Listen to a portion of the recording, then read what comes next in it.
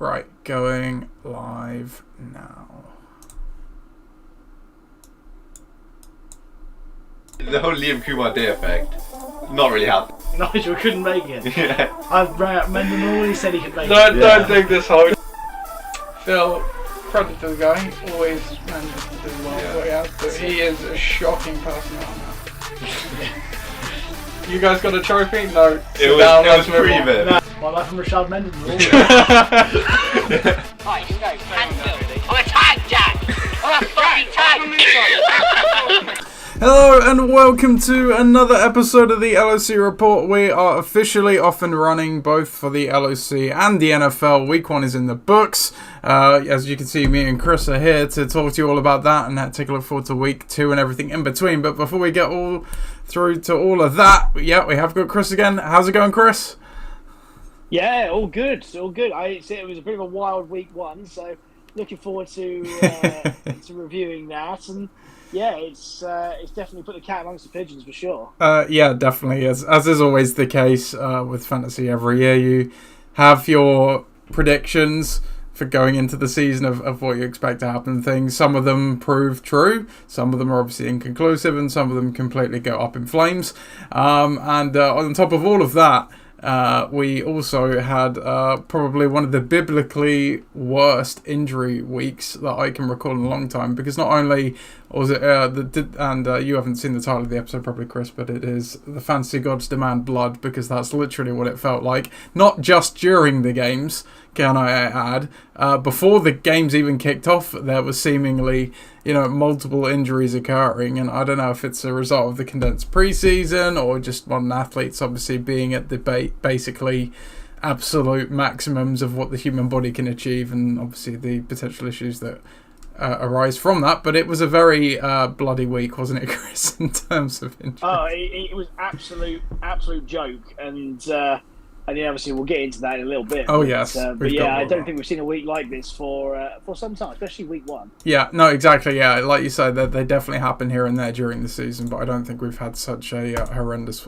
week to start the year, and with all the uncertainty that you have around it as well, just generally heading into the fantasy season, that obviously throws another wrench in the whole thing, and it made for an interesting week 1. But yeah, so we won't delay and get to that any further. We will go straight to the week 1 recaps, and we're going to do it slightly differently this year. It was raised obviously in the AGM, that maybe we can do a bit more of a condensed version of the recap, and then obviously preserve the very good previews that myself and Chris do. So yeah, let's lead us into the week 1 recap with the jingle. What jingle am I going to use is the question for week 1 recaps. Of course, it's the Sky News theme from 2011. There you go. So yeah, we'll start with the week 1. So it is going to be a more informal recap than normal, Chris, but obviously we're still going to get our good talking points in. So we'll start off with the marquee matchup of last week, which was the Friendship Bowl, you versus Ben, as you so chose it, Chris, and that is also, as well, of course, a Corona Bowl rematch. So the final score in the end was Ben won this one 114 to 103. So on paper, I mean, this was actually probably, to be fair, definitely the marquee matchup of the week of all the games on the slate, because just before we get specifically to this game, it was a very random, weird week, wasn't it, Chris? Like, there was scoring around the NFL, but it was one of those where not all of the usual suspects are scoring. Lots of rando guys. Obviously, some teams that you expect to be trash were good, and vice versa. So it made for an interesting game week, and yeah, we'll obviously see in the LOC specifically, there were some quite low scorers on the week as a whole, weren't there? Yeah, massively, and a lot of the guys, skill position-wise, that you'd expect to fire just didn't fire. But in this matchup particularly, Ben will be really happy with this, because the key guys that needed to fire for him did exactly that. You see them, good score from Mahomes, but what really caps it off is a brilliant double score there from what we call on this podcast the engine room, which is the 3 running back solution. That a lot of people employ, myself included, but Ben does too. And Jones, Eckler, and Madison come out absolute trumps. They come out for give or take 60 points of his 113. Jones and Eckler obviously were in that later window on Sunday. But exactly the kind of volume that you want to see from guys like that week one. We do, however, have the question marks over whether they'll play week 2, which we'll come to a little bit Absolutely, later on. But for a week one starter, it was a fantastic score. See, Mike Evans was there, save for a reasonably long touchdown, but there nonetheless, and the Saints D capping that off with an excellent performance there against Tennessee at home. So generally, I'm going to look at, apart from Christian Kirk's dud score, I mean, bearing in mind he's got 113 points while pretty much carrying a player. That's an extremely impressive total at this stage of the season. But yes, quite banged up as a result. For me, my composition's all over the place. You know, without that ridiculous D score from the Cowboys, and I don't think I've ever seen a defensive score as high as that before.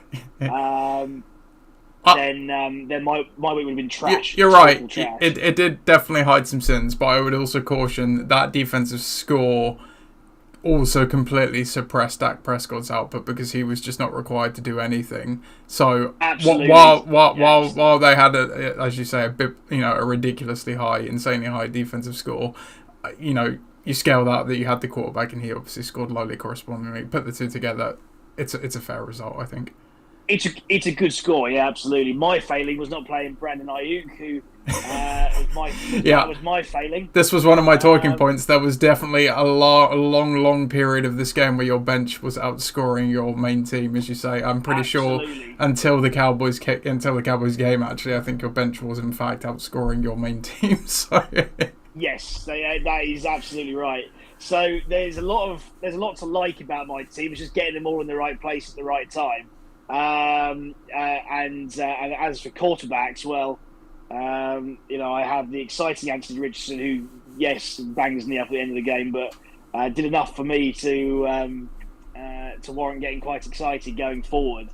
So yes, I have to say, 103 points. You're right, does sort of plaster over some bad coaching points, but in this league at this time, I'm quite happy to lose if I'm scoring 103 points, bearing in mind that we do have that highest points for absolutely berth in the playoffs these days. Yeah, you as well as we'll come on to another couple of teams in a bit, were quite unfortunate just in the opponent you happened to be playing this week, because there were a fair few gypsy wins around the league this week, as we like to refer to them. And you hit on pretty much all of my talking points there as well, so that was great. The only things that I would add to that I dropped down was that Calvin Ridley looks legit, as we all hoped he probably would.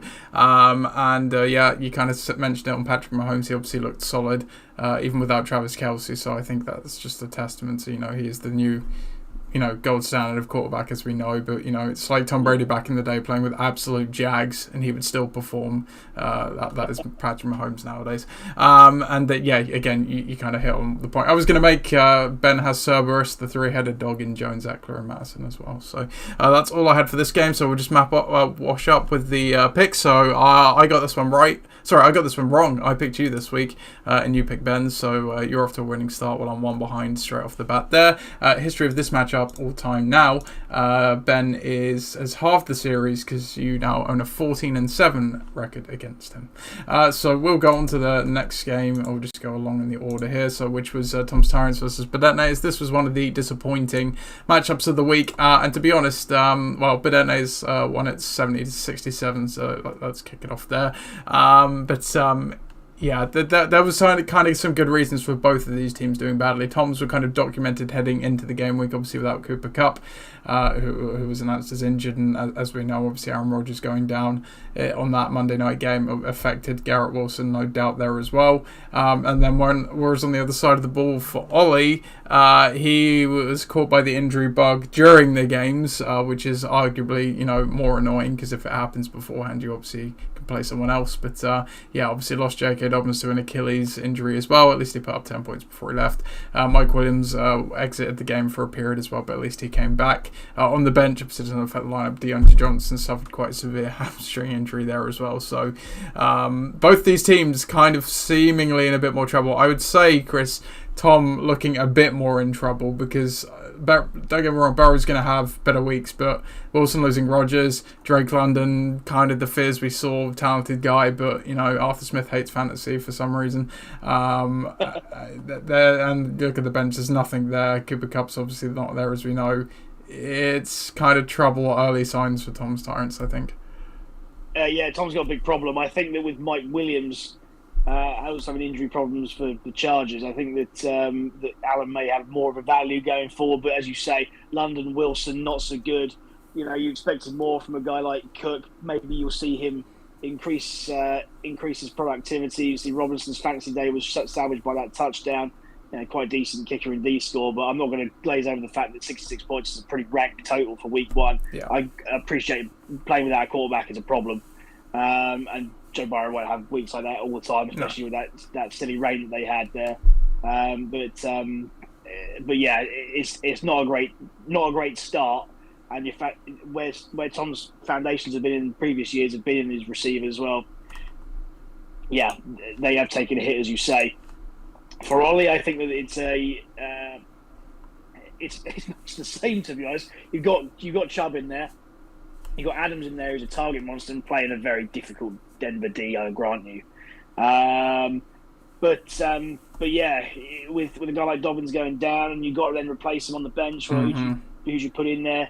Do you put? Yeah, it's pretty bare as well. You're right. Yeah, Van Jefferson and Moore in there, probably not. I think Nico Collins is probably pretty he looked pretty good. Okay. Yeah. So he could be a viable alternative, but yeah, I do think that these two teams are pretty similar. Is that their floor is exceptionally low, and their ceiling is pretty capped as well. Yeah, no, for sure. So with the pick'em, I actually locked Bed-Ed-Naders in this one, so it might have been a crap game, but I got the lock right at least. You also picked Ollie as well, so you got the pick'em. So you start the week to 2-0 there. I go back to 1-1 and. On the pick'em, but yeah, now my lock for the week at least. And then the history of this matchup all time now as well. But Bed-Ed-Naders are now narrowed the series 10-11 all time against Tom's Tyrants. So the next game we've got here, you are gold against Louis. So yeah, I actually don't really think I had any notes down for this game. Obviously you are gold 185-66. The only note I had for this game, Chris. And I've just thought of another. Deion Jackson had minus 1.2 points. And Ross had 2 0-point plays. Dallas Scotland T Higgins. Also a team that was bitten by the injury, but pre-game, Kelsey Andrews, as we know, didn't play. But yeah, wow, that's that's about as bad as it gets. It's pretty bad, yeah. So more than carrying 3 players, or maybe even 4 if you can. Kittle's terrible score as well. I think when you take Kelsey and Andrews out of that team, obviously it's the heart of it. It really does ruin it. A lot of guys who had bad weeks, but yeah, Ross's team is bereft of any sort of talent and needs to get out on the waiver wire and go and get some guys, because otherwise it's going to be a very long season for him. For Ollie, again, Tony Pollard's kind of saved his week. I like the fact that Metcalf is in there and doing stuff, but you'd expect him to do that against that LA Rams defense. Other than that, it's not particularly exciting. Fields wasn't exciting. AJ Brown wasn't exciting. Waller got bottled up. Connor's in a bad offense. It's just bad all around. Yeah. So you look on the bench there, and I think Dunham, who's got a touchdown. Well, that ain't gonna happen every single week. Addison's the bright Jordan point. Addison looks exciting. Yeah. Jordan Addison's sure. exciting. And if we're going to be going down that sort of path, then the receiving talent isn't particularly, especially with all the injuries, is going to be in high demand. So I think that going forward, he's really got to play him. Yeah, for sure. We are a live podcast, as you know, Chris, and obviously if any LOC members are watching, please do comment along as you want, as well as anybody else. We do have a viewer, Taylor Atwood, thanks for watching, who has a question. So the question, Chris, is I have to fill 2 wide receiver spots this week, and here are my options. D-Hop, Mike Williams, Puka Nacua, Gabe Davis, Terry McLaurin, and Mike Thomas. We don't have the format here, so... yeah, 2 wide receivers out of D-Hop, Mike Williams, Puka Nacua, Gabe Davis, Terry McLaurin, and Mike Thomas. and he wants both standard or PPR, I think. So, what would you reckon, Chris? Well, I will say this for one: is that you've got quite a lot of average receivers in that. I might be tempted to. I think Mike Thomas to begin with, because I think he looked pretty solid in week 1, and they're playing Carolina this week. JC Horn, I think, is injured as well, so I think he's a logical one. I think for PPR for sure. I think you'd say in that game that against the Titans, even standard, he had a fair few red zone targets, I think, as well, didn't he? Yeah. He certainly first half, second half wasn't quite so much, but then he was underneath a lot in the second half. So I think if you're in a PPR league, I get that. Half PPR, so we're split down the middle there as well. Oh, half PPR. Yeah. Oh, sorry. In that case, that's it. We'll take that. Every little helps. But yeah, I think I'd fade D-Hop just because he's going to be up against JC Jackson. Obviously, the Chargers did get flamed a bit, but that's Tyreek Hill. He's a special guy, so I think it's a bit different when you're playing the ground and pound Tennessee Titans. McLaurin as well, I think I'd probably fade. Probably going to go up against Patrick Surtain in Mile High. Sam Howell didn't look particularly brilliant in week 1, I think it's fair to say. So that would then leave us with Mike Williams, Puka Nacua, and Gabe Davis. I could see some appeal with Gabe Davis against the Raiders after the Bills just got clowned by the Jets. And they're at home this time around as well, so that's an option. Nacua, obviously, he had a really good week 1 against the Seahawks. The Rams is a bit of a the Niners are a bit of different kettle of fish, but he did obviously look good and get a lot of targets. And then Mike Williams, obviously, he's part of a good team, and he's obviously going up against a Tennessee defense. I don't know. Where are you going out of those 3? I like the look of Nacua for sure. I think there's not that many favourable targets in that offense. But yeah, when you say that, I think if you said that to me a week ago, that would be a real flyer. It was a real waiver wire darling coming into week 1, because there's just there's no one else to throw to. But Mike Williams, you can't really not look past that, and I think that the Titans are vulnerable through the air, especially in the deep ball. So maybe you can go for a bit of both. I think there you go, the 2 Mikes, Thomas and Williams. Yeah, you're going to the 2 Mikes. Yeah. One deep threat, one underneath threat. You still got that big body receiver on for both. And, I think that I think that would be a good complementary receiver lineup for you. What do you think, Nathan? Yeah, no, I definitely Mike Thomas agree. I think Mike Williams, if you want the safe option, I actually think I might even be tempted to say if you want the upside, I'd go with Nacua, because I think the Rams had a positive game script, and Nacua did that last week against the Seahawks. They're almost probably certainly going to be losing to this Niners team. He kind of just seemed to go into the Cooper Kupp role. That's kind of what it felt like watching it. And he's obviously a bit of a bigger build, but he seemed quite athletic and everything. So, could it be a flash in the pan? It's hard to say. He's obviously a 5th round rookie, but in a game that they're projected to be losing by, I don't know. I kind of like the appeal there. For the upside, but as you say, I'd stick with Mike Williams as well if you just wanted the safer option there. So there you go, Taylor. Thank you for asking the question. Just to finish up with this game here then. So you picked Ross's team for this week, Chris, so that you've got your first 1 in the loss column for the pick'em, but I went with Ollie Gardner, so I think that brings me up with you at 2-1. History of this matchup all the time now moves to where is your gold on here? There they are. They're 6-5 in favour of your gold, so he takes the lead in the series. On to the next game then, which was Bare Necessities against Pakistan. This was another pretty rubbish one, 64-62 nail biter, if you can call it that Pakistan took. And my notes for this game, Chris. So Bijan Robinson, he had me and Mike were watching together. You're welcome, Taylor, no worries. Me and Mike were watching this game together, and our jaws hit the floor when we saw Robinson's touchdown, because the footwork he had on that reception and the cutback to and run to the end zone was magical. But he might be in a little bit more of a committee than we maybe thought, because Tyler Algier obviously did a fair amount there down the stretch. Just kind of beyond that, my dad's team, I don't know, again, it just seems a little lackluster. Again, there's some guys in there who, certainly for Lamar Jackson, maybe Joe Mixon, Deebo Samuel to a lesser extent, had a bit of a lackluster week, but I don't know, there just doesn't seem to be a lot of pop, not a lot on the bench there either. But on the other side of the board for Pat, I think JJ just cemented it. We liked the first round overall pick of him, and he came through again, 15 points with no touchdowns in week 1, just as you'd expect. But Pat does have a running back problem because Najee Harris, granted in a brutal matchup, didn't do much, and Warren got quite a lot of snaps. Kenneth Walker as well. Looks like they've got some tackle problems there. He did look fairly good, but again, not too much there, and obviously no other running backs on the team. Well, yeah, now he had Antonio Gibson, who obviously didn't do a lot. But despite that, Zay Flowers looks like an absolute steal. Did you have anything interesting talking points for this game? Yeah, I think that's right. I think that Baltimore offense is only going to get better across the course of the year. Obviously, they run their run game as they do.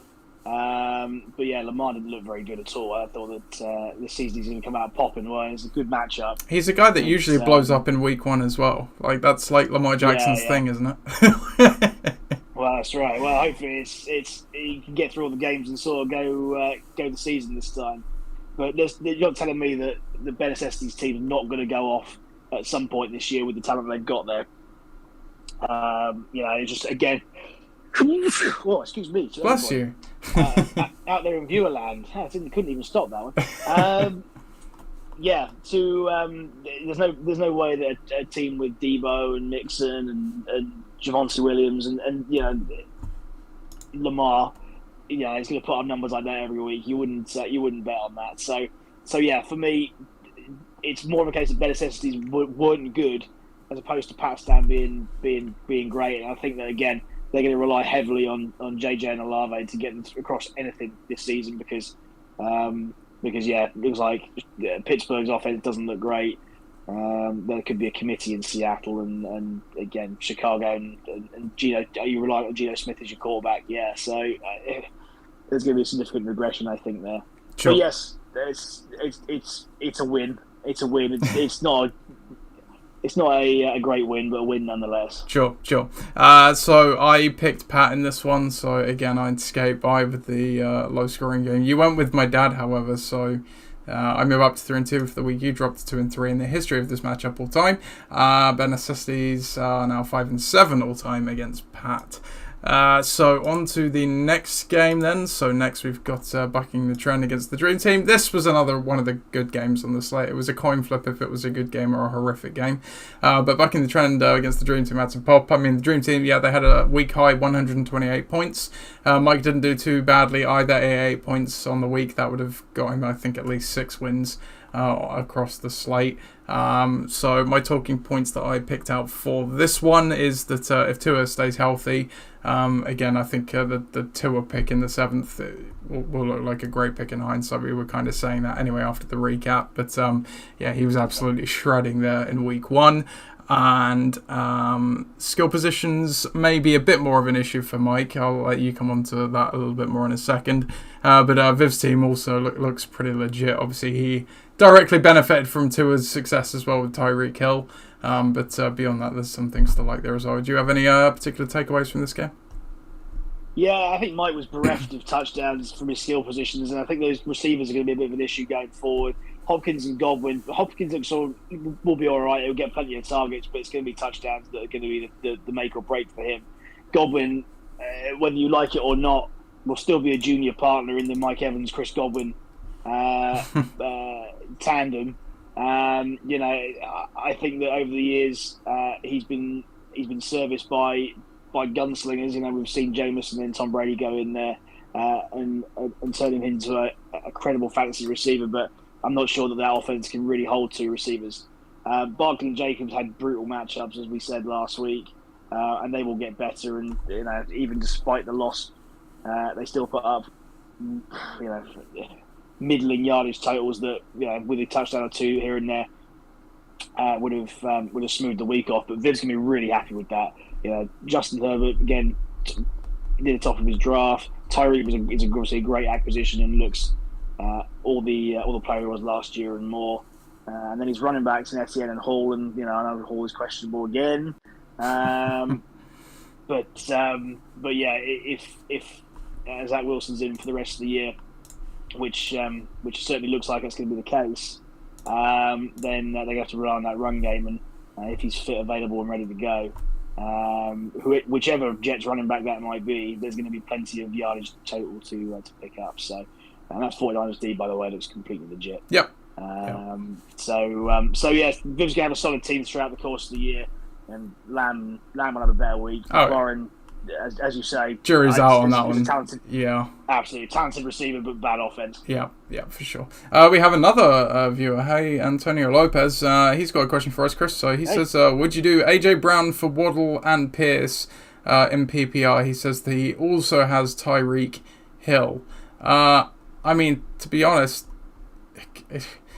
AJ Brown, I think in a silo, if you chose between AJ Brown and Waddle, you would take AJ Brown. But I think if you're getting Pierce back, even if you have Tyreek Hill, I mean, we saw last year both of the Hill and Waddle were wide receiver ones. I know Damian Pierce, as you well know, because he was on your team this week. We'll get to, we already talked about you again, but he had a season low snap count. I think career low snap count, obviously, but after last year. But I don't know. That was a bit of a tricky week one going into Baltimore. I think if you're getting Waddle and him back, for just trading AJ Brown away, even if you have Hill, I think I'd still do that. I don't know. What do you think? Yeah, I think you do get a number one. You get a There's not a great drop down from AJ Brown to Waddle, I don't think, really, is there? I think so. You're putting all your eggs in one basket with... Oh, yeah, sure. If Tua goes down, you're screwed. Yeah. Yeah, with the Dolphins. So you've got to want to take the risk on that one. But if Tua's fit and healthy, and they're playing games like they played last week... Yeah. I mean, it all went to Hill last week, but, you know, that could be the other way some days. It could equalise out, obviously, so... I was a Waddle owner last year. It was frustrating because, yeah, you know, you was definitely the junior partner in that, but he would still put up double-digit scores pretty convincingly. With Pierce, you know, he's definitely going to get opportunities this year, but it's whether or not they can stay in games, and that's probably the only sticking point for me. Yeah. I like AJ Brown. I think that after week one, someone's trying to cash in and offer the world for him, and I think that if you kept AJ Brown and Tyreek Hill as a receiver set, I think you're set. So for me, I wouldn't do it because the Eagles are going to get better as the year goes on. Yeah, they always they certainly did last year. So I don't see why it would be any different this year. Sure. Yeah, I think I'd be leaning towards saying doing it on my gut, but I would also add it depends, Antonio, what your running back situation is like. If you need a running back, then I think it's a no-brainer. But if you're pretty stacked to running back, as Chris said, you might be better served just keeping a hold of AJ Brown there. Thank you for asking. Right, so just to finish up this game then, so I picked Viv in this one, so that brings me up to 3-2 on the week. But you locked Mike, in fact, so you're locked. You did. You certainly did. So you start off 0-1, but that a rarity for you. I'll come back to the records once we do the last game here, which and the history of that matchup, excuse me, as well, all time. The Dream Team are now 3-3 against Bucking the Trends. They tie the series. We'll go to the last game of the week, which was the Huhtamaki Bowl, and so obviously Jeff's first game in the league, the first great appearance for Great Scott, and he comes out with a win, 93-88. But oh my goodness, this game had some drama, so I was winning it for pretty much the large portion of the game, talking about talking points. And when I woke up and saw the score, I was carrying a 6-point lead going into that Monday Night Football game with the Bills against the Jets. Obviously, I had Josh Allen, he had the Jets. I was like, yep, should be pretty much in hand. Mike kind of said the same thing on Sunday. Woke up, saw the score, and I was like, oh, really? But then I was like, you know what? Jets, good defense. They typically do well against the Bills. I kind of understand it. Then I started going through the news, and I was like, hey, what? Aaron Rodgers played 4 snaps. What? And then I got pissed. Then, after I finished work that day, I watched the condensed highlights of the game, and I saw that fucking punt return touchdown. That I lost the game on my ad. I lost on that play. I lost on the last play of the game week. 6 points, punt return touchdown. You can see the score here was less than 6 points. I lost on that play. And my God, I mean, fair play to, is his name Javier Gibson? I think he was featured a bit on Hard Knocks. End of the roster guy, obviously doing punt returns. I mean, what a play for him to do it. But the tackling was just shit on that play, to be quite frank. Like that, I was shouting. I literally shouted at the TV. Did you see the punter at the end? It was so weak. There was about 3 missed tackles in there by Bills players that could have prevented that. Not to mention in the lead up to that, Garrett Wilson's insane catch to keep the game alive, and then obviously the Bills going down and getting the field goal to tie it right at the end as well. The footprint that saw me go from winning this game to losing it is surreal. It was just really bitter pill to swallow. I'm happy for Jeff. I don't mind. Like, fair play. It's it's nice. I was going to say, you're not bitter at all, right? No. It's just not a Jeff. Just at the whole situation. Like, my God, losing on the last play of the week with that punt return after Aaron Rodgers goes down at the start of the game.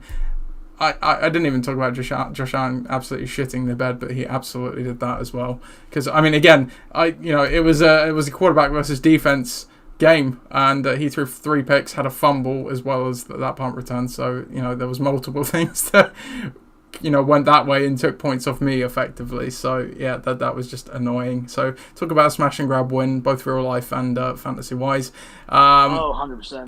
Yeah. Akers is an interesting situation for me. I don't know if that was just the weirdness of week 1, but obviously it wasn't great to see watching the game. And then again, just to commend Jeff for a great first. I mean, the Jets won it for him on paper, being the last team and everything, last player he had and everything like that. But actually, it was the spot start of Raheem Mostert, because he had Raheem Mostert in his lineup when we previewed the game last week. He took him out for Jahmyr Gibbs, and then I think it was Sunday, he took out Rachaad White for Raheem Mostert.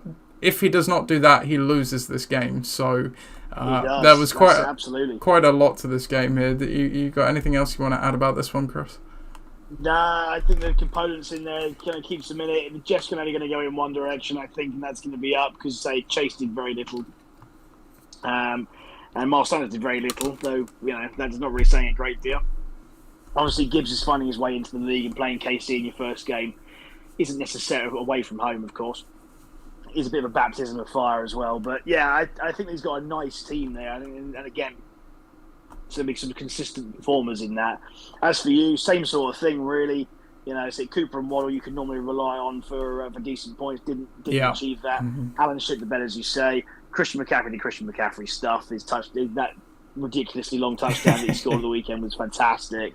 But yeah, Montgomery and Akers, who knows? And a Commanders D against Arizona should be scoring double-digit points against that offense. Let's be honest. So yeah, games are obviously won and lost on the small margins, and that's exactly what you described there. But yeah, for both teams, they're only going to go in one direction. That trajectory is up because the players that you both got are better than the scores that they put on the board this week. Yeah, absolutely. And again, me, you, and Mike all have reason to be frustrated that we all ended week 1 with losses, given some of the other scores in the week. Just to add insult to injury, we both picked my team in this game as well, so we also lost the pick in there. So what I'll do is I'll tally our season record and then our all-time record, as we have a full year and maybe a tail end of the year before that as well. All time, I am now 68-49 in the pick and 4-2 on the week. You are 54-35, but 2-4 to start the year, Chris. And then on the locks, obviously I got mine this week. You didn't get yours, so I'm 12-9 all time, and you're 9-5. Obviously, you've already got that healthy margin. When you pick a lock, it usually comes through. The only other thing that I'd add about this general game was just a random thought that I had. So it was a narrative, as we saw in the draft video, that neither my team or Ben's team scored less than 80 points last year. I meant to fully check just before I came on air, but we both went over 80 points this week, so we can both say that we have not had a sub 80 point game week since 2021. Yeah, which is quite in the randomness of fantasy that we know.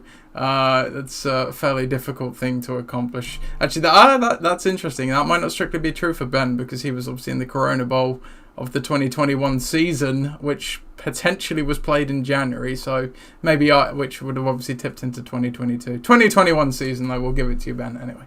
Right, so we will go on to the league news section now, and of course, to do that, we need a jingle to usher us in.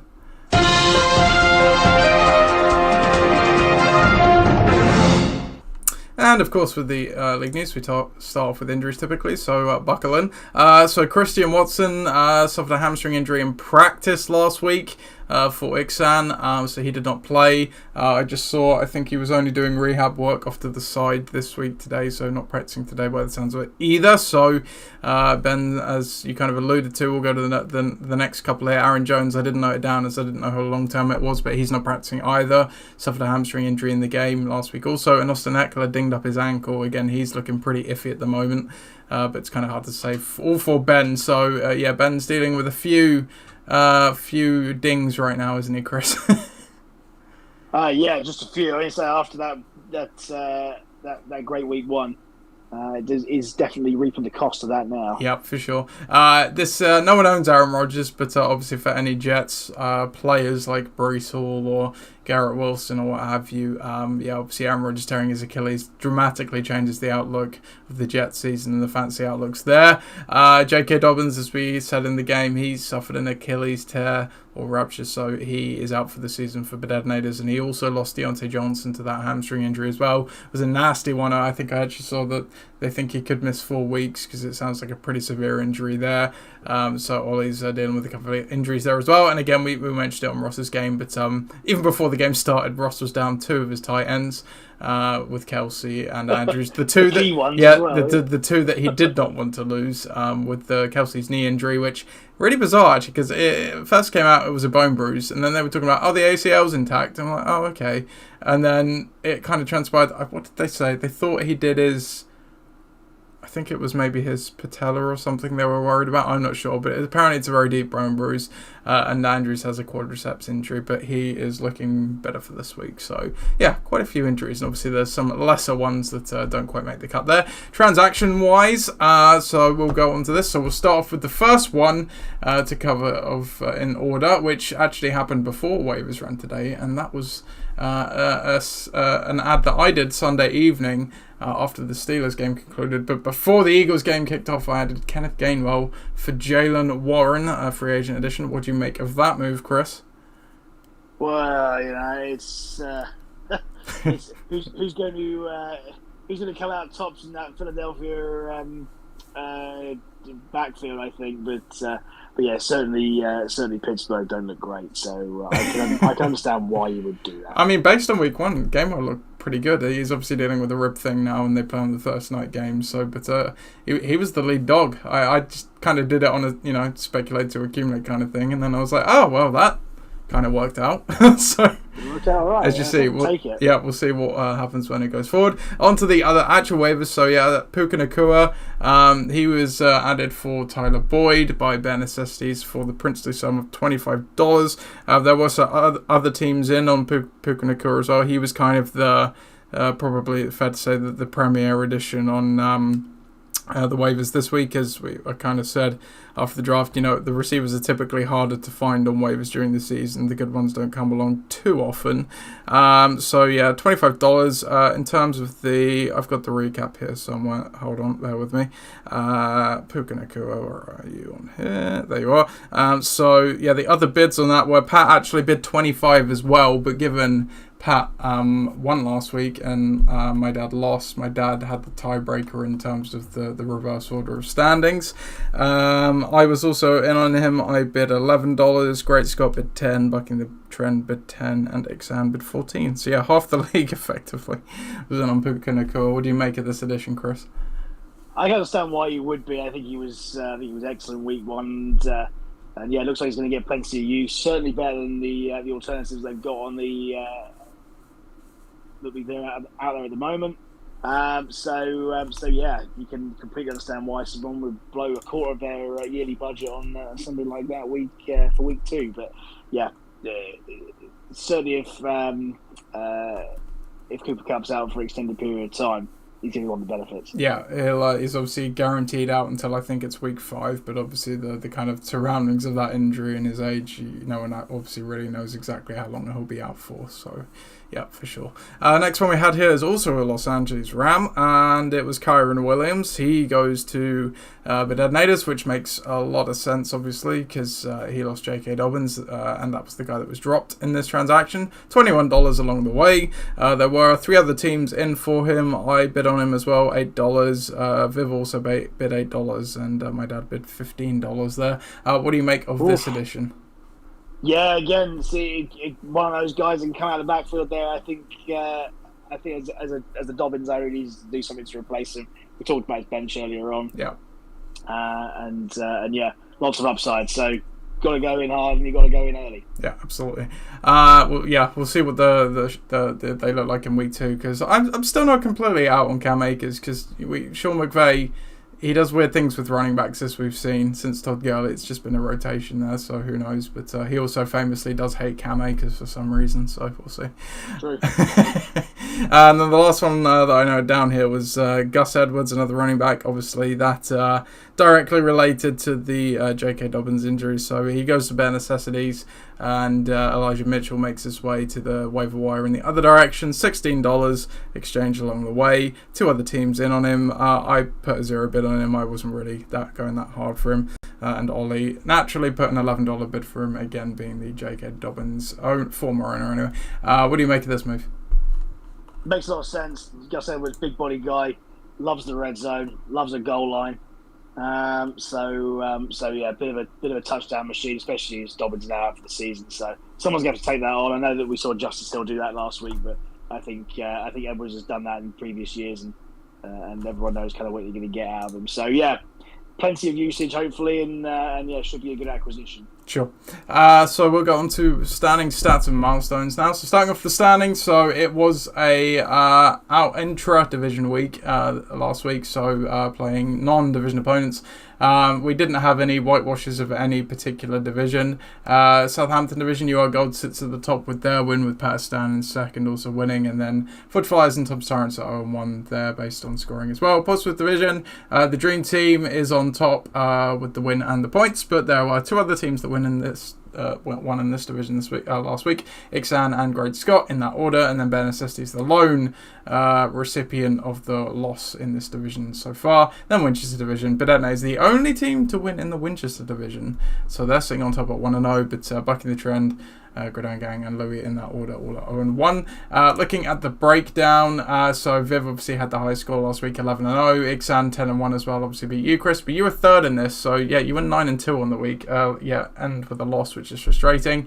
Great Scott was 8-3. Obviously, he got the win as well. Mike and myself 7-4, 6-5 there. So again, we were 2 of the other teams that got a bit hard done by, as we obviously would have beaten more than half the league ourselves. Looking at the coach score.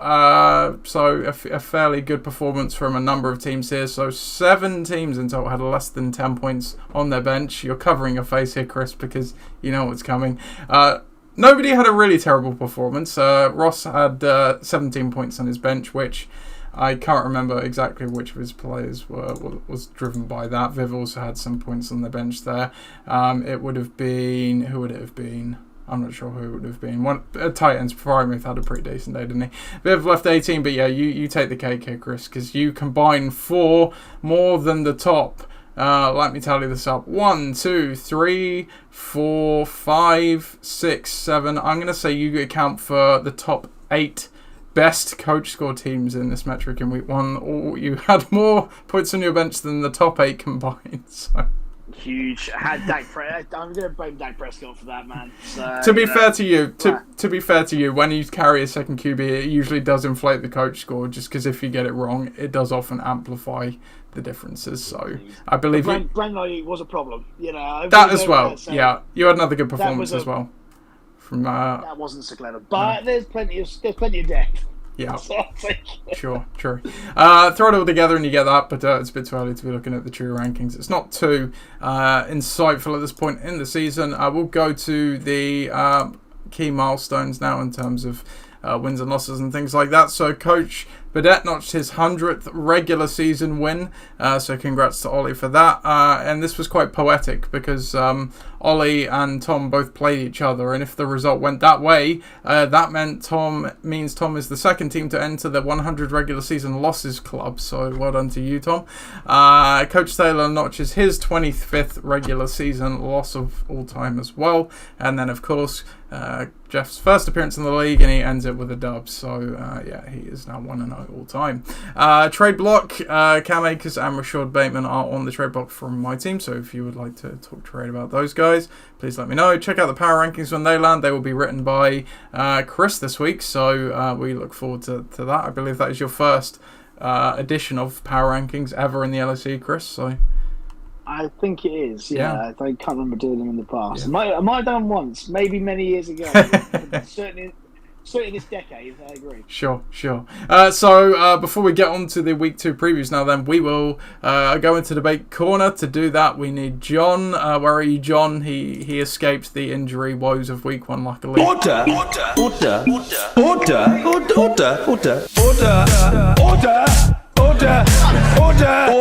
Thank you, John. So the topic for Week 1 this week, Chris, or the first in-season pod, is which team is most likely to flip their fortunes for the rest of the season. So that would mean someone who massively overperformed but will regress to what they actually are for the rest of the year, or someone who massively underperformed and will dramatically improve. Which team from Week 1 is most likely to flip their fortune? Flip their fortunes, eh? Right, okay. Well, I think in terms of point scoring, I'm going to go with bare necessities. I think that their team is still a very solid team. They've got extremely good players. Just for some reason, they didn't turn up this week. And 61 points is a pretty dud score. So I think that they're going to go back to their old ways of being a pretty bloody consistent and difficult to beat going forward. But it was a strange old week. I take not a lot from these scores because a lot of these scores were quarterbacks not doing anything basically. So yeah, I think that's probably right. In terms of people who have overachieved and then will regress, can you make the case that anyone's overachieved this week? I'm not really too sure about that. Not necessarily in points, no. Obviously, there were some lucky teams to get a win in Week 1. Ollie's obviously dealing with those injuries and the fallout of that now. But Ben's obviously a little dinged up at the moment, but it's probably more of a short-term thing than a long-term thing. Pat, obviously, as well, like you say, very receiver-heavy team. It's a hard route to go sometimes. Well, I think that there's going to be a few teams down the toilet pretty early. I think Tom's in trouble. I think that Ross was in trouble from the start. Ollie will play the waivers and get himself out of the bother, but it's whether or not he can score top end. And as I say, is the ceiling quite high enough? So yeah, anyone who was reasonably close in terms of scoring, I think will always bounce back. You know, there's always a chance your team will bounce back. My team will probably regress without a 46-point D score, but you know, if they actually played the right players, that would help. So you know, that's by and by. But yeah, I think that's the obvious one for me, is that better necessities is way better than that 61 points suggests. Yeah, no, I think it's a good point. I like I kind of said in the recap, I'm not necessarily as confident in his team as you were. That was post Week 1, but with the waiver moves of Puka Nacua and Gus Edwards, that kind of pads out the team quite a lot. So even if the concerns I have with some of the starters, there's now some more options to go there as well. So yeah, I think you're probably on the money there with my dad's team. So I'll agree with you on that one. So we will go to the Week 2 matchups now then. So on the docket for Week 2, we have Corona Bowl 14 rematch, Gridiron Gang against Ixan. We have Bedednaders against Forge Flyers, which is of course a Founder Bowl. We have another Founder Bowl in Tom's Torrance and Loic, because let's not forget, Ross was an original team, retired and came back. We have Great Scott coming off his first win against You Are Gold, the Dream Team against Pakistan, and bucking the trend against Bare Necessities. Where would you like to go this week, Chris, for the marquee matchup? I'm going to go with two teams that won their first week. One convincingly and one not so convincing. That's the Dream Team versus Pakistan. Okay, there you go. So here we go then for week 1. Week 2. The marquee matchup is the Dream Team against Pakistan.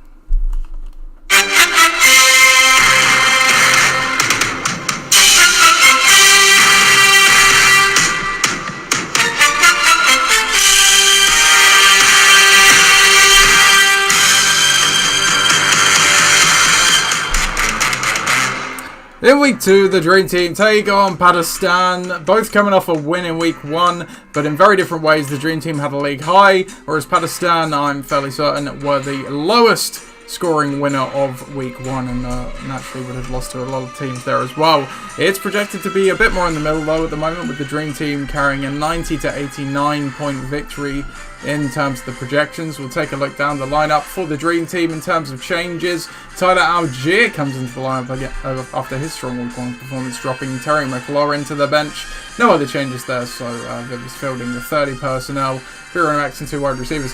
Pakistan on the other side of the board. Let's see here. I don't believe he has brought in Jahan Dotson for DJ Moore, so still going with a fairly receiver heavy set, but does have the 2 running backs there. So they're going 20 personnel, 2 running backs, 3 wide receivers. Their history of this matchup all time, the Dream Team are 9-2 against Pakistan. My goodness, that's a bit one-sided. Chris, what are you looking out for in this game? Yeah, it's it for sure. I think that in this one, there's going to be some really interesting dynamics between the two teams, because they go for completely different approaches in the way that they approach the game in terms of how they can compose their team, that is. And you look at Viv's team, and it is strong. That is a strong team. Herbert, Hill, Lamb, Etienne, Algier. You know, Brees Hall, if he's fit, it's a very difficult matchup there, especially with Zach Wilson away in Dallas. But you know, I trust the fact that they've got the 49ers D there as well, playing in LA against pretty ropey offense. Let's be honest. They made Pittsburgh look very, very average last week. So yeah, I do like the look of Viv's team, I have to say.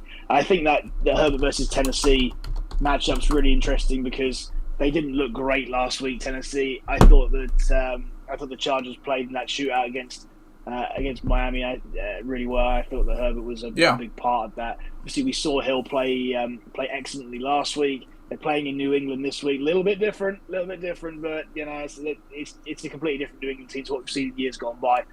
You know, they're still a competent team, and they played much better than expected last week. But at the same time, they're still a weakened side. I mean, Lamb and Etienne, again, in games that they're expected, or certainly Dallas are expected to do very well in. I think Etienne, again, at home against KC in years gone by, you'd say, well, that's that bit of a foregone conclusion. Not this time. I think the Jags look pretty legit, and say Algier, he's going to be one of those guys this year that we've seen in years gone by, where his value is standalone in touchdowns. So yeah, I like the look of it. On the other side, that's a very difficult defensive matchups there, I think. Obviously, JJ's playing Philly away. It's always a difficult place to go. It's a strange game on Thursday night. It is. It's a really tough one to call. I do this like pick'em league with the spreads and stuff, and I don't know. I think the Vikings could maybe surprise because the Eagles didn't look too great in week 1. I know they're going up to New England, but like you say, it's a really hard one to call. Oh, for sure. And you don't know what Kirk Cousins is going to do, what sort of what he's going to turn up doing.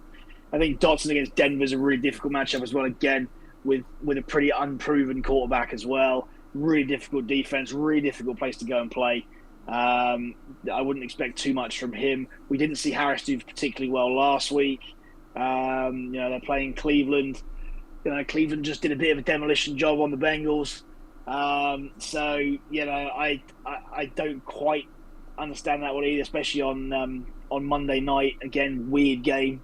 And then Walker and Olave. Olave looks excellent. Obviously, looks like the true number one in that receiving core for New Orleans. But it's like talked about Kenneth Walker earlier on. How long will it take Pete to not trust him when he's got another running back. He's got Charbonnet, who's waiting in the wings. So Broncos D against Washington's going to be a bit of a walkover as well. I look on the bench.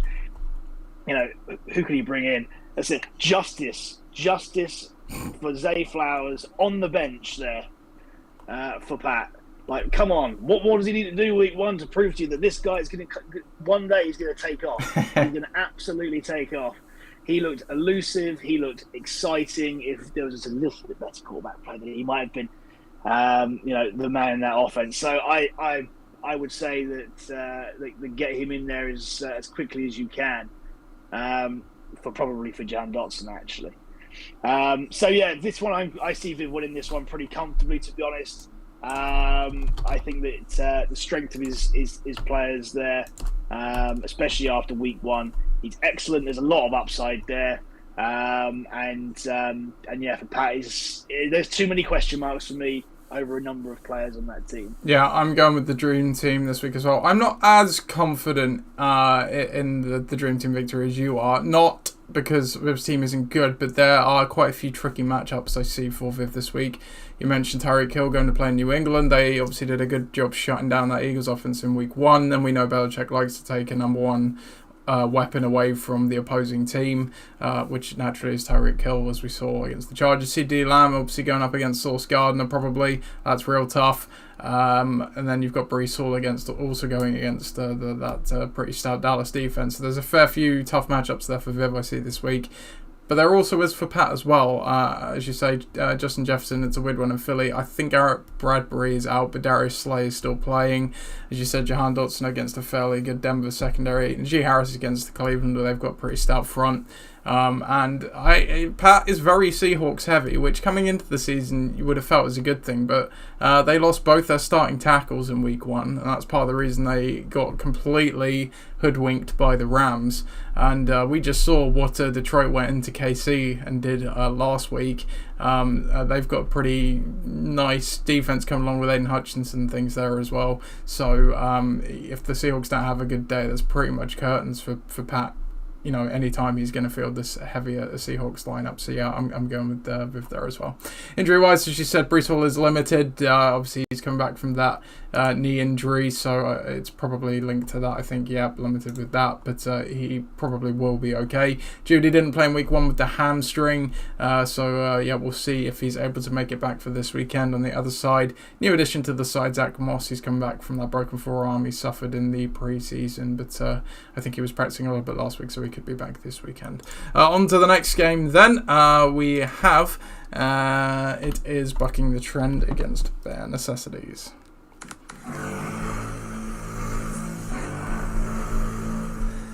From 2-1-0 teams to 2-0-1 teams. Bucking the trend and Bare Necessities duke it out here to get their first win of the season and, more importantly, avoid going 0-2. One of them has to. The projections aren't really sure which way, though, because it's 86.39 to 86.25 in favour of bucking the trend at the moment. So we'll start on that side for Mike's team.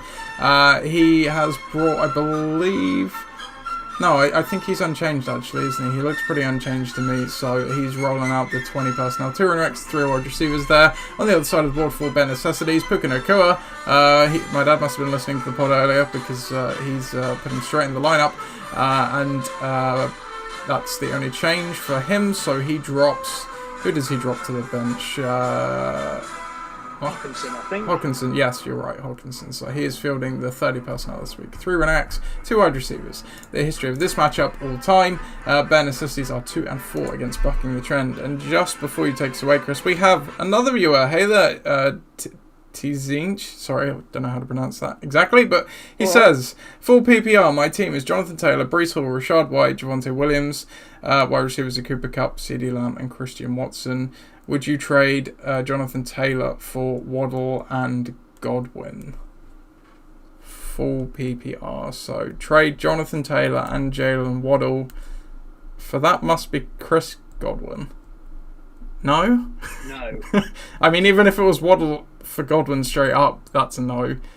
If JT comes back and he's JT, that's a absolute F grade trade if you go ahead with that one, I'm afraid.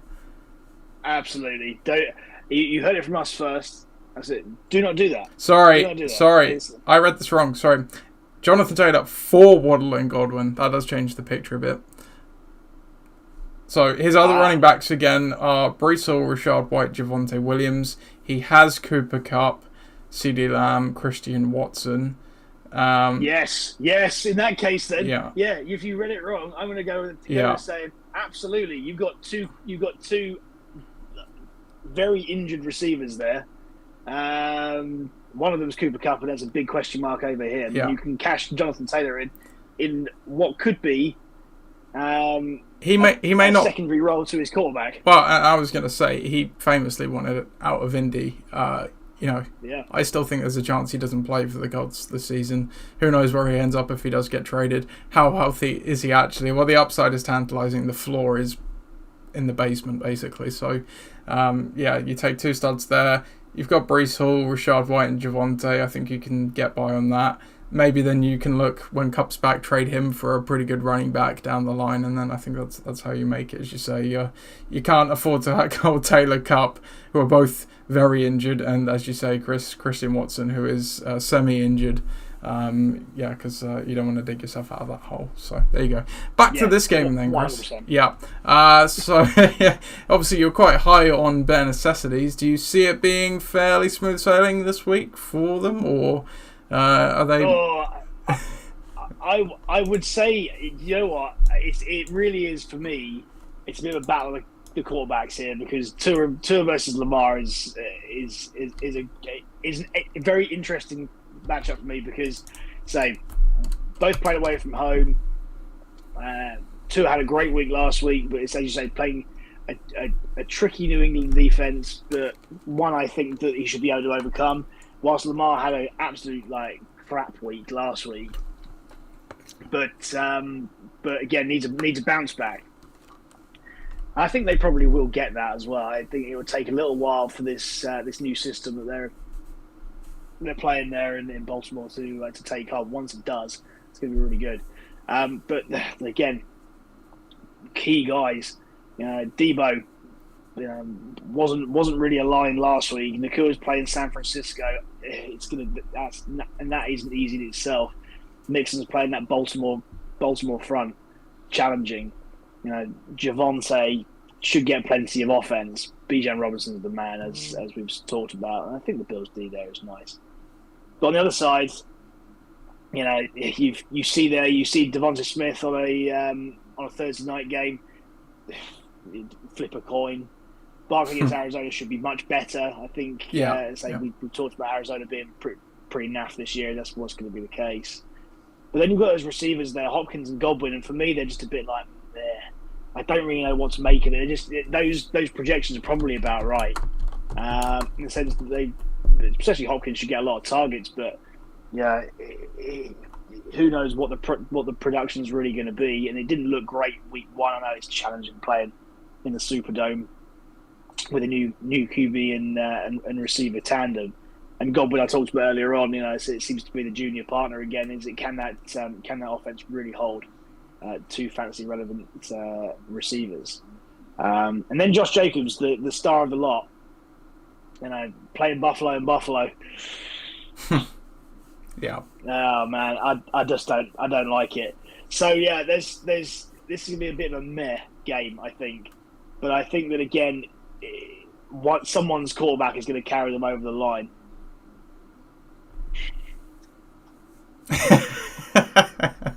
It's a tough one to bet. No, I completely agree with that. I'm going to go bare necessities just because I think talent-wise, I think they're a little richer. I think Jackson is more likely to pop off this week than Tua, because we just saw New England shut Jalen Hurts down pretty effectively. And then, looking down the names there, I know not all the matchups are necessarily great, but I could see a few of those guys popping off as well. Whereas, like you say, looking at Mike's team, I'd say there's not a lot of guys I can really see exploding this week outside of Saquon Barkley. So I think on that basis, it's bare necessities for me. Yeah. Okay then. Yep. Injury-wise, both these teams actually seem to be unscathed at the moment. I think Traden Burks should be fully back for my dad's team, but clean bill of health for bucking the trend. On to the next game then, and it is the rematch of Corona Bowl 14.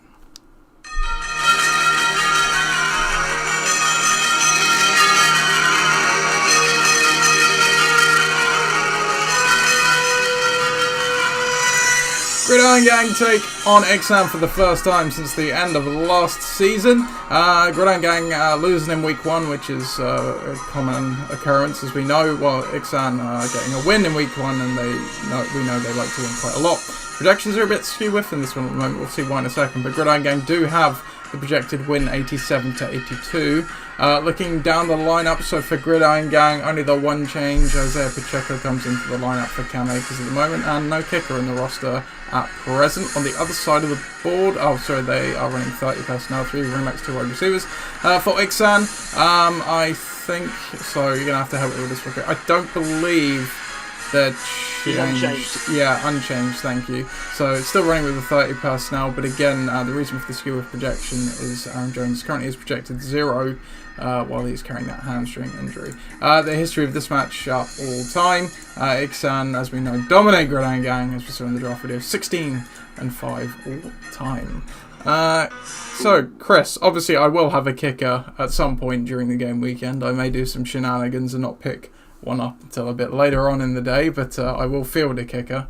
What do you make of this matchup?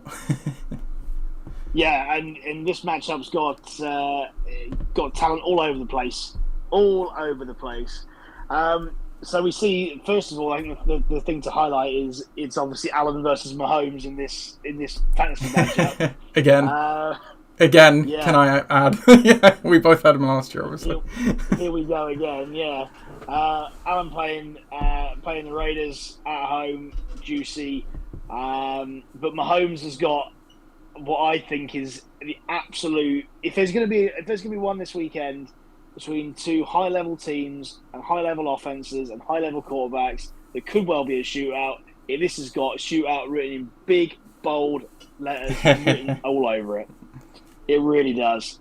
And yeah, I think that it's going to be a really exciting game to be part. I think it's the Bills Raiders game is going to be a little bit one-sided, to be quite honest. But yeah, Buffalo going to have something to prove in that game, and that's worth something as well. Mm-hmm.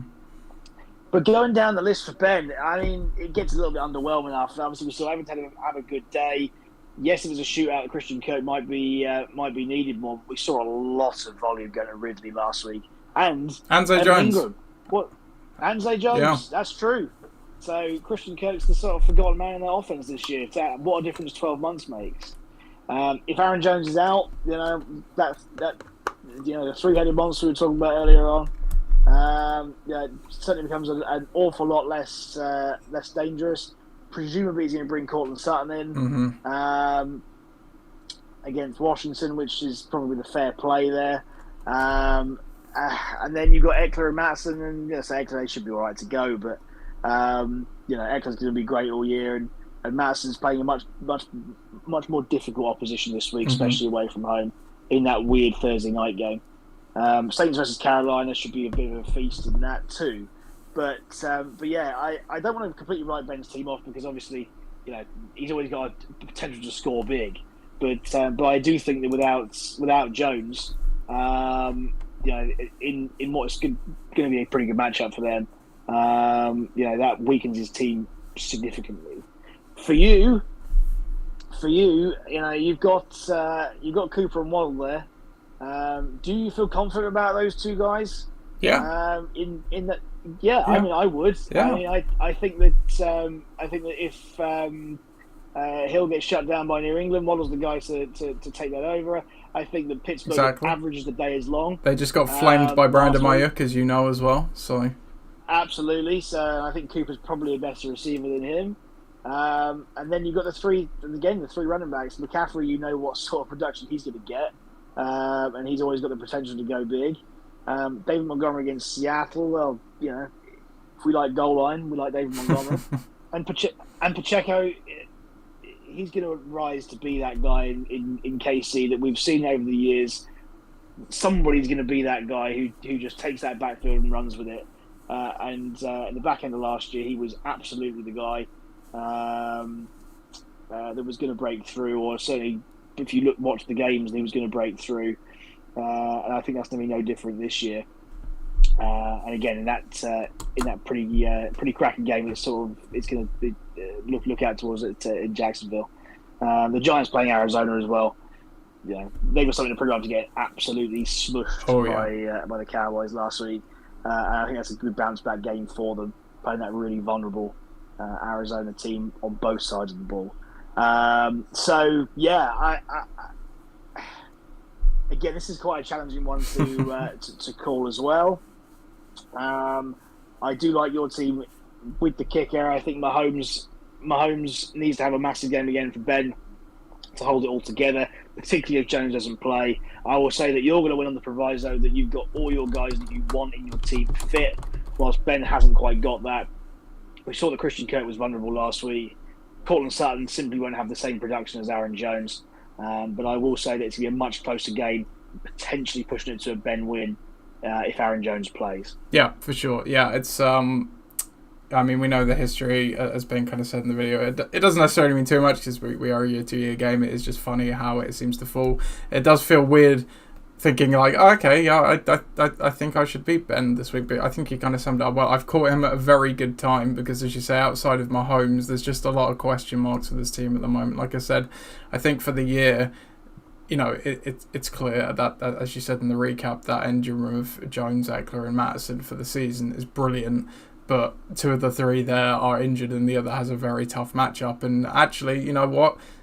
We kind of saw it with Dalvin Cook last year. That he was good for Minnesota, but he wasn't great.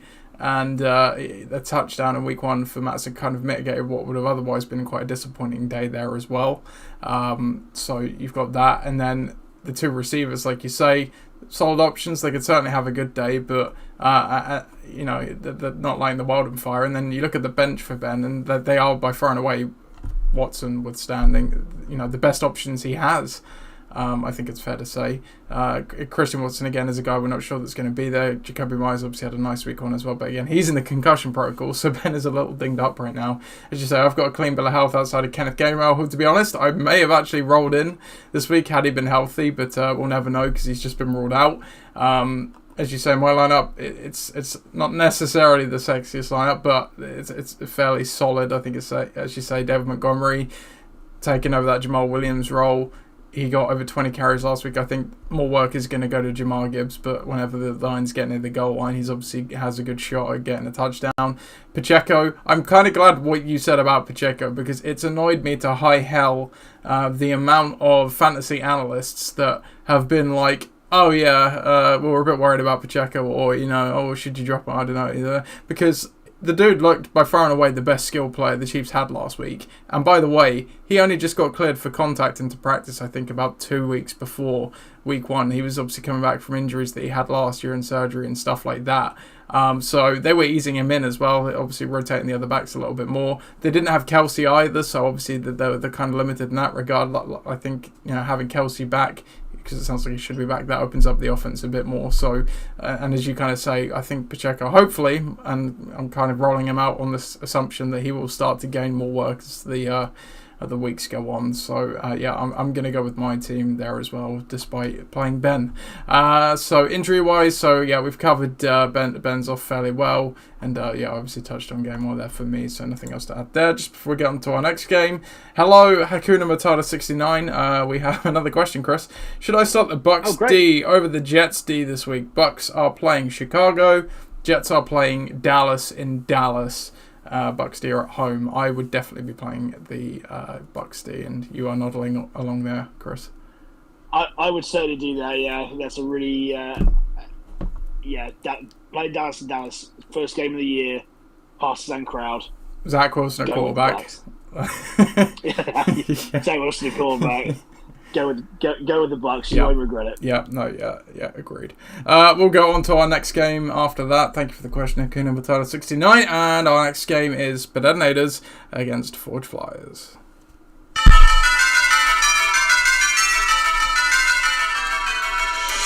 The Detonators take on Forge Flyers here in week 2. The teams that have a win and the team that has a loss would fool you because the Detonators got away with one and some injuries in week 1. but Forge Flyers had a pretty decent day overall, but came away with the loss. The projections have that going the other way this week, though. Chris is projected to win 92-84. Looking down the lineups, he's in, the rookie's in. Anthony Richardson comes in for Dak Prescott. Brandon Ayuk, after his explosion on the bench, comes in over Michael Thomas there as well. I think AJ Dillon also comes into your lineup for Damian Pierce, and I believe the rest is unchanged. So you are rolling the 30 personnel, 3 running backs, 2 wide receivers. On the other side of the board for the Detonators, let's see, Nico Collins comes into the lineup over J.K. Dobbins, of course, as he dropped for the injury. So Ollie is running with the spread look this week, 10 personnel, 1 running back and 4 wide receivers. The history of this matchup all time, but Detonators are 11-8 against Forge Flyers. And yes, this is a founding bowl as well. Is Anthony Richardson going to lead you to a victory here this week, Chris? I bloody hope so. I have to say, watching him week 1, it was everything that you wanted when you draft a quarterback like that. And let's be honest, it wasn't the easiest matchup in the world for him.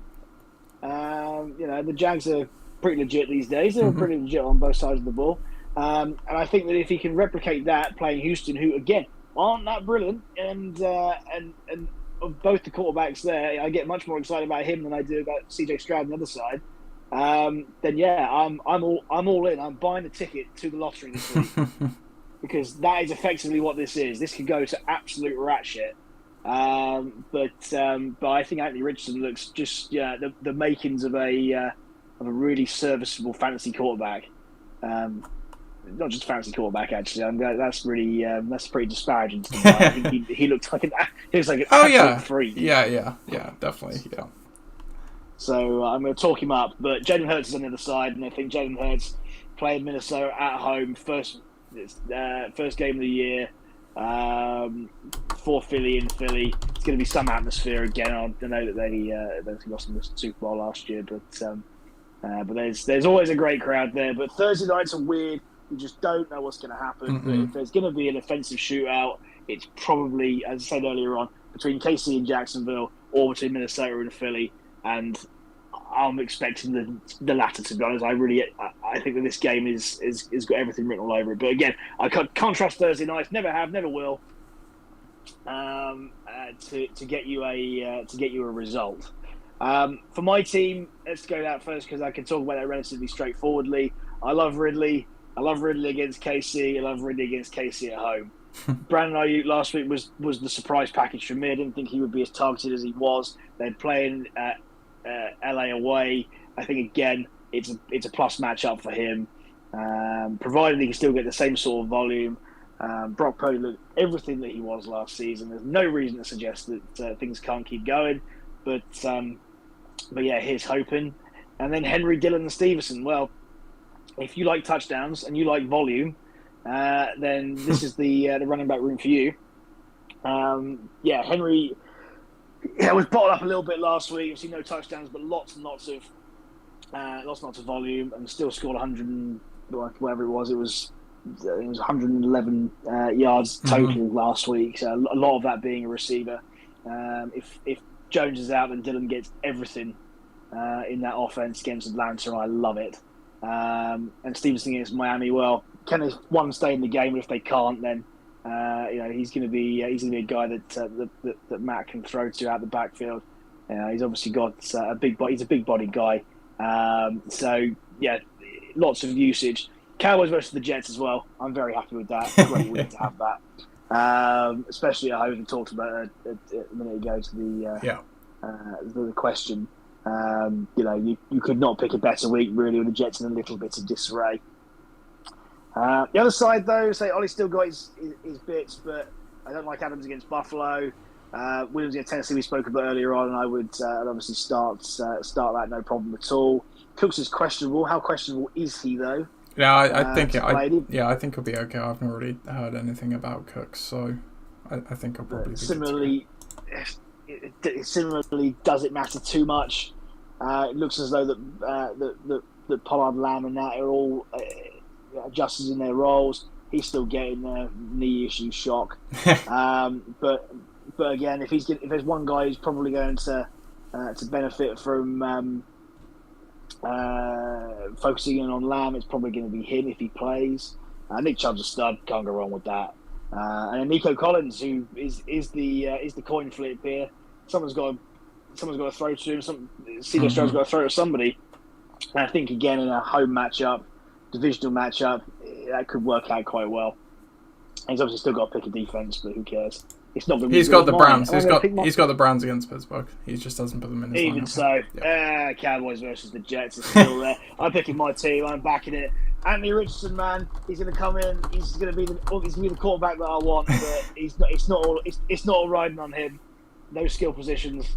I'm really happy with this week, and that's locked and loaded and ready to go. I not only am I picking your team, Chris, I am locking your team this week. I really need to get a sound effect for this, but I lock your team this week because skill position wise, fantasy is all about chasing the volume, and you have that in absolute bucket load. Certainly, if Aaron Jones doesn't play this week with his hamstring issue, and even then, you've got a fairly good number of options to call upon as worthy replacements. On the other side, Ollie's team, I think despite the injury that he's had, I think he's still got a pretty good team overall. It's just not got quite the same punch as yours does. Like you say, Chubb is solid and he should be fine against Pittsburgh. Adams, he obviously had a quieter day. Jacoby Myers had the bigger day, but he could certainly have a big day. It's tough going to Buffalo, though, like you said. Hurts got shut down a bit in week 1. Like you say, Thursday night games, a bit weird, hard to call, but Minnesota's not really anything special on defense, and they just got punked by Baker Mayfield at home. So, there's that. And then beyond that, though, Mike Williams, Brandon Cooks, Nico Collins, they're okay options, but they're just not as, nothing's lighting it up like the options on the other side. And again, there's not really much he can turn to on the bench. Does he maybe risk rolling out Swift with Gainwell not there? Kyron Williams obviously has the fairly tough matchup and maybe not confident enough to throw him in just after that week 1. So I think easy pick for me. Your team is this week. Chris, injury wise, Anthony Richardson, he obviously got a bit of a knee issue at the end of the game, but I think they said he could have come back in if they needed him to, so he should be fine. Dobbs was obviously kept coming to the last week's game with a hamstring injury, but got through it just fine, so he should be fine. Can't say the same thing about Deontay Johnson. As I said, he'll be out for at least a few weeks, I think, with his hamstring issue. And Cooks, didn't practice with a knee issue first. I've heard of it though, so obviously check it on game day, but I'd expect him to probably be okay by the weekend. Penultimate game now then, we go on to Tom's Tyrants versus Louis.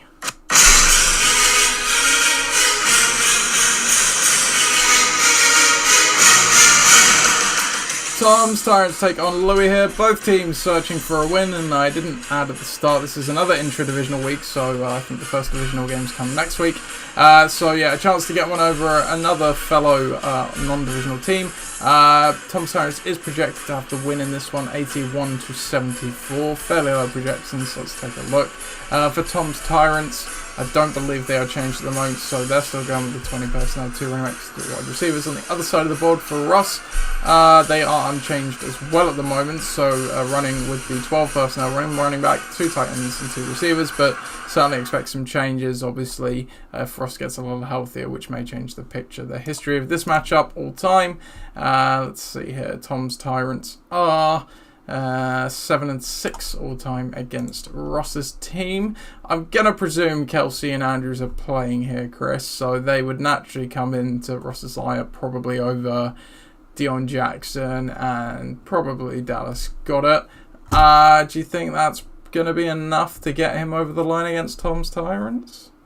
I don't think so. I think this is a good bounce back week for Tom. It's difficult. It's not without its challenges. I mean, say Burrow's got a difficult matchup. Wilson's got a difficult matchup. Robertson's got a difficult matchup. The Jags D's got a difficult matchup. There's not a lot to like. Obviously, we saw Drake London not do a great deal last week. It's still up in the air as to what Cook's really going to do. I think Keenan Allen's probably the only one that's got. It's to me, it's still a bit of a minefield for Tom to overcome here. Oh, we appear to have lost Chris, so apologies for the interruption. I think, Chris was saying it's a bit of a minefield there for Tom. I think the stream is still going, so... Oh, I think he's coming back. You're back with us now, I think, Chris. Hello. I have returned. I was saying it's absolute minefield for Tom still to overcome. But I don't like the composition of Ross's team. And I think that's the challenge, is that these tight ends they're absolute, not feast. They don't even feast or famine. They're just, it's like you're either going to get a start. You're going to get a starter, or you're going to get nothing for these guys. And I don't like that. I don't like that jeopardy that you get. Yes, Kelsey and Andrews are the best tight ends in the game, and when you include a Kittle in there and a Diggs in there, that might be all right. But again, I'm not convinced of Deshaun Watson either. Patriots might have a nice day, but they might get completely blown out. There's just so much to hate about it, and the problem is there's so much to hate about both these teams. I think the projections really do take that into consideration. There is a world where Ross wins this game because all of Tom's real skill players are in difficult matchups, and they may not do anything. They may not do anything at all. So this is going to be a low-scoring game, and you know what? In this instance, if on the proviso that Kelsey and Andrews play and they get targeted and they get volume, there is every chance that Ross wins this game somehow. I'm picking Ross this week on the assumption that both those guys do play and he puts them both in his lineup. Just because I don't know, like I look at Tom's team and like Burrow, I think that's actually an okay matchup. I don't think Baltimore's too stout on defense anymore. But Ross has T. Higgins, so in theory, if Burrow does a good day, Higgins is going to be fairly good as well.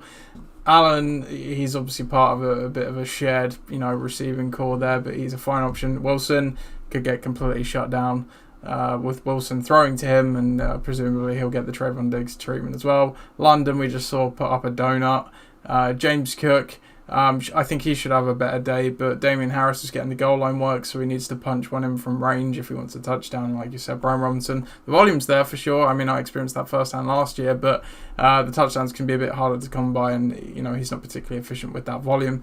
No real anywhere for Tom to turn on the bench either. So I think I agree. Ross's team definitely isn't good by any stretch, but Kelsey's going to be back. Like you say, it should be a shootout. Mark Andrews should be back. That's going to help Lamar Jackson. I think we just saw Pittsburgh get completely lit up, so can Deshaun Watson have a decent day? I think so. Stephon Diggs, that was kind of the one thing that was working for the Bills on Monday night, so you think they'll tap back into that again, and then can Kittle and Higgins do something? I think they probably can. So yeah, I'm going with Ross's team here. Injury wise, I mentioned about the two tight ends. It's sounding like they should be back, but definitely double check it. No other injury news there. So we'll go on to the last game of the week, which features Great Scott and You Are Gold.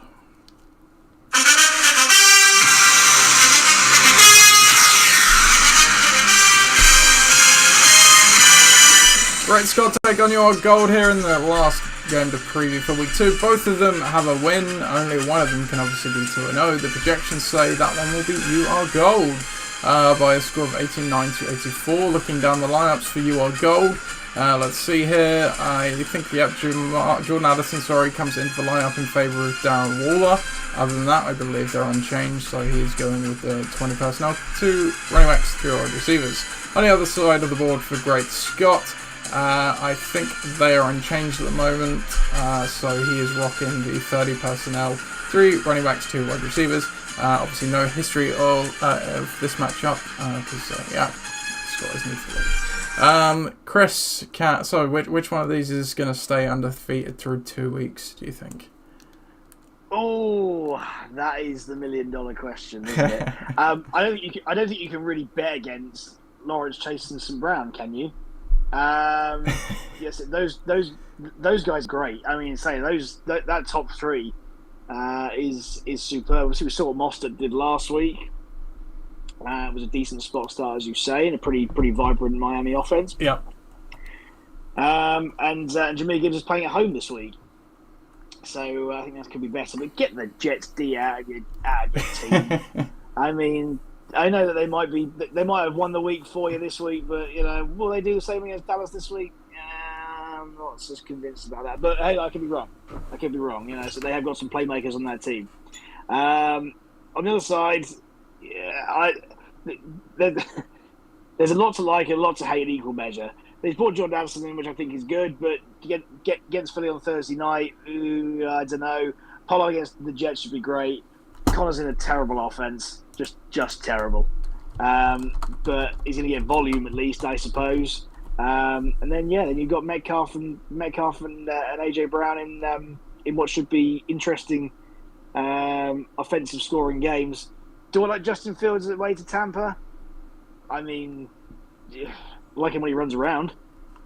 Yeah. But didn't look great in week one. No, that whole offense looked a bit dysfunctional. So, yeah, I'm not convinced on that. So, again, it could come down to the QB score. I think Trevor Lawrence has proved over the last, season and a bit that he is now legit and he can play. And against KC at home could really be a big score for him. Same with Chase and same with St. Brown. They're just three great guys. You throw in a couple of running backs in there. I think the projections are misleading. I really do. What's on the other side? Brown, Metcalf, and Pollard are probably the three you've got to look at. I thought the Steelers D was average as a day, as long as I said earlier on in the show. So yeah, I'm going to go with Great Scott. I think they're going to keep rolling on the strength of the QB and his key skill players alone. I think that's probably going to be enough. Yeah, I'm going to go with Jeff's team as well. Like you say, Jamar Chase, M1 Ross, St. Brown, like that. The reason for the weird projections, and this was the same against me as well, Jahmyr Gibbs, for whatever reason, NFL.com hates Jahmyr Gibbs because he's only projected 4.5 points. There's been a bit of talk, obviously, after the game that they're going to look to get him all worked in. It was kind of planned to ease him in week one, so he obviously looked electric as well, so yeah, he should have no problem having a better day there. So, and like you say, Ollie's team definitely has things to like. He's got two players in that Thursday night game, which always feels a bit awkward. Pollard's decent, tough Jets defense. Metcalf, who knows, he's in a bit of a three-headed receiver monster room there. Connor, like you say, volume, good player, but terrible offense. And then we just don't know what we're going to get from Justin Fields. He could blow up, he could not, he could do anything in between. So, I think Great Scott for me here as well was the more likely team. Injury-wise, for him, also questionable. Don't know anything of particular note going on there, so I'll assume he'll be fine. Darren Waller, I think he was a little nicked up. He was already kind of carrying a bit of an issue into the game. Sounds like it's just something he's going to have to manage. But other than that, clean bill of health for both of these teams. And that is the last game, Chris. So that is the previews for you. So we will obviously be back to recap the games next week. Keep an eye on the injury news because there's obviously a fair amount of them going around at the moment. Thank you for joining us again, Chris. You're welcome. It's great to be here. So I hope it's been insightful. And thank you to our listeners out there in the wonderful world of wherever you are. So please do keep answering, coming on and asking questions to us. And if we were helpful in any way, come back and see us next week. Ask more questions. Tell us what we did right. Tell us what we did wrong. That's the only way we're going to get better. So, exactly. Thanks all for tuning in. Exactly, and yeah, it would have been a slightly shorter show with the shorter format, I think, had we not had four questions from listeners. We got one more to finish off. We may as well do it here. Oh, great. And it's it's a comment here. So it's from OD. So Mike, will Najee James Cook need 2 PR? Okay, so no. So he's asking he needs 2. It's PPR scoring, so Mike Williams, Najee Harris, or James Cook PPR. I think I'd be going Mike Williams and James Cook there, to be quite honest. Yeah. I was pretty down on Najee Harris for coming into the year, and Browns looked pretty good in week one. I'm with you. I'm down the Steelers offense in general. They looked absolutely rubbish last week. Yeah. And I know they're playing the 49ers, but it doesn't get much better. So I thought they looked pretty irrelevant, to be honest. So yeah, go with the offenses, go with the quarterbacks. If you're going to go with 2, go with the 2 better offenses. I'm with you, Nath. Yeah. Williams and Kirk. Good stuff. Cool. Thank you for the question, Odie. So yeah, all that's left is to say, have a nice rest of your week and a good weekend when you get there. Best of luck in your matchups, unless you're playing me, of course. Goodbye.